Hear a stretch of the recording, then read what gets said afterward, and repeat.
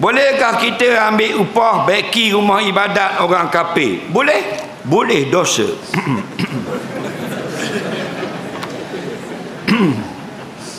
Bab ibadat orang kafir ni jangan masuk campur. Lakum dinukum waliyadin. Faham? Tapi kalau kita nak beki rumah peribadi dia boleh.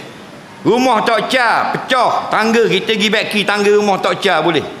Tapi jangan rumah ibadat. Faham? Itu tepat melakukan syirik kepada Allah. Wala ta'awanu 'alal ismi, jangan kamu tolong masuk campur dalam bab dosa. Dosa paling besar ialah rumah berhala. Faham? Kita peduli apa? Janji masuk duit. Nak? Kalau kita buat beki rumah ibadat orang kafir, maka jadilah pendapatan kita itu haram. Bila makan haram, layak masuk neraka. Tak sesuai muka kita masuk syurga. Kerana neraka ini untuk orang yang makan harta haram. Nabi kata kullu lahmin nabata min haram fannaru aula bih. Setiap badan yang ada makan daripada hasil yang haram, maka yang layaknya ialah masuk neraka. Soalan seterusnya,